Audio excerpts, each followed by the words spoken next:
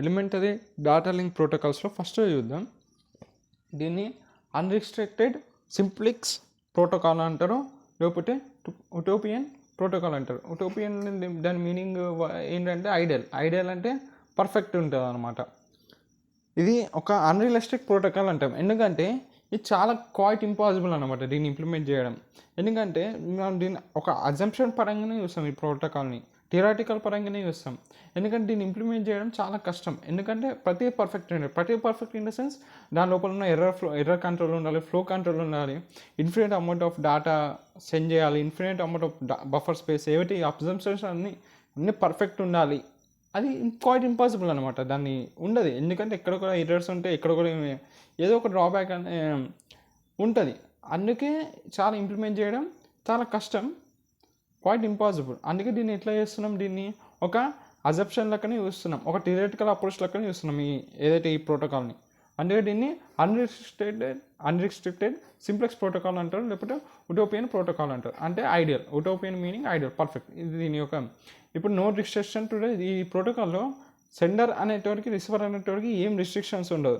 ఎంత amount of data పంపించుకోవచ్చు, వాడని ఎంత అమౌంట్ ఆఫ్ డేటా రిసీవ్ చేసుకోవచ్చు ఎట్ ఎనీ టైం.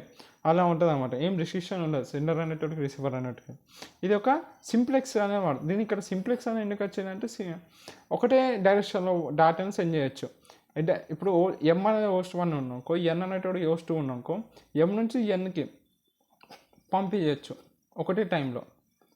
మళ్ళీ అదే టైంలో ఎన్ నుంచి ఎంకి పంపలేదు, ఎవరైనా ఆగాలంట. లైక్ ఇప్పుడు వాకిటాకీలు కూడా కాదు, వన్ వే రోడ్లకు అనమాట. అంటే చిన్న రోడ్ ఉన్నాకో, నేను ఇప్పుడు అక్కడ సైడ్ నుంచి రావాలంటే వీడు సైడ్కి ఆగాల, అప్పుడు ఇంకొకటి వస్తారు, అట్లా అనమాట.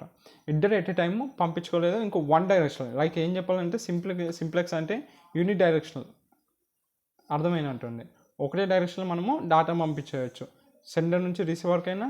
ఇప్పుడు రిసీవర్ సెండ్ చేయాలంటే వీడు ఆగాలి, రిసీవర్ అనేటప్పుడు అప్పుడు పంపుతాడు, అట్లా అట్లా వన్ డైరెక్షన్. అందుకే దీన్ని simplex data transmit in one direction. అందుకే దీన్ని సింప్లెక్స్ ప్రోటోకాల్ అన్నారు, అన్రిస్ట్రిక్టెడ్ సింప్లెక్స్ ప్రోటోకాల్ అన్నారు.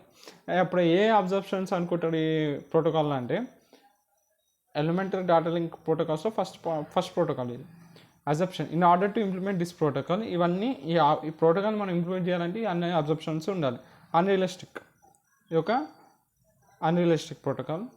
ఇంకా సెకండ్ ఏమన్నా పాయింట్స్ చూద్దాం. సెకండ్ వచ్చి ట్రాన్స్మిటర్ అంటే సెండర్, ట్రాన్స్మిటర్ అంటే సెండర్, రిసీవర్ ఆల్వేస్ రెడీ, ఎప్పుడైనా రెడీ ఉండాలి. వాడు రిసీవర్ అనేటోడు ఇంకో దాన్ని ఇంప్లిమెంట్ చేసినా నాకు సంబంధం లేదు, రిసీవర్ అనేటోడు రెడీగా ఉండాలి, సెండర్ అనేటోడు కూడా రెడీగా ఉండాలి ఎప్పుడైనా డేటా ట్రాన్స్మిట్ చేయడానికి. తర్వాత ఇన్ఫినిట్ అమౌంట్ ఆఫ్ డేటా అనేది సెండర్ ఉంటారు కదా, ఇన్ఫినిట్ అమౌంట్ ఆఫ్ డేటా కొంచెమే కాదు, లిమిటెడ్ కాదు, ఎంత అమౌంట్ ఆఫ్ అయినా డేటా పంపించుకోవడానికి ఛాన్స్ ఉండాలి, అజంప్షన్ ఉండాలి. కొంచెం పంపుతా ఎంత అమౌంట్ ఆఫ్ అయినా డేటా కూడా పంపించుకోవచ్చు ఈ ప్రోటోకాల్. ఇవన్నీ వీటి యొక్క అబ్జర్ప్షన్స్. ఇంకా ఇప్పుడు సెండర్ డేటా పంపుతారా, రిసీవర్ రిసీవ్ చేసుకుంటాడు. సో రిసీవర్ దగ్గర కొన్ని ఏముంటాయంటే కొంచెం లిమిటెడ్ ప్రాసెసింగ్ టైం ఉండి, లిమిటెడ్ మెమరీ ఉన్నాకో, అందుకే ఆ లిమిటెడ్ మెమరీగా ఉంటాయి కాబట్టి దానికోసం ఒక బఫర్ బ్లాక్ అని ఉంటుంది అనమాట. సో డైరెక్ట్ రిసీవర్ దగ్గరికి వెళ్ళిపోకుండా డేటా ఒక బఫర్లో స్టోర్ అవుతుంది డేటా. ఫస్ట్ ఆ బఫర్ ఫుల్ అయిపోయిన తర్వాత చెప్తుంది, బఫర్ ఫుల్ అయింది, నువ్వు పంపించడం ఆపు అని సెండర్కి చెప్తుంది, అప్పుడు అది ఆపేస్తుంది. అట్లా బఫర్ ఉన్న ఫస్ట్ ఈ డేటా అంటే ఫస్ట్ బఫర్లో స్టోర్ అవుతుంది, బఫర్ నుంచి రిసీవర్కి పోతుంది. సో ఇప్పుడు ఇది ఏమంటుందంటే, ఇలా ఈ బఫర్ అనేది కూడా అన్లిమిటెడ్ స్పేస్ ఉండాలి రిసీవర్కి. అన్లిమిటెడ్ స్పేస్ ఉంటే అది సెండర్ అనేటువంటి పంపించడం లేదు, బఫర్ అనేది ఫుల్ కాదు అన్నమాట. సో ఈ ఇన్ఫినిట్ బఫర్ స్పేస్ ఉండాలి అంటుండ్రు రిసీవర్కి. మరి ఇంకా no error control, urgent frame received at the receiver. నేను ఇప్పుడు సపోజ్ ఫ్రేమ్ పంపితే ఎగ్జాక్ట్ అదే ఫ్రేము రిసీవర్కి వెళ్ళిపోవాలి, ఏం లోపల మిడిల్లో ఏ ఫ్రేము పోవద్దు, ఏం ఎర్రర్ రావద్దు, ఏం రావద్దు, ఎగ్జాక్ట్ ఫ్రేమ్ అనేది రీచ్ కావాలంట.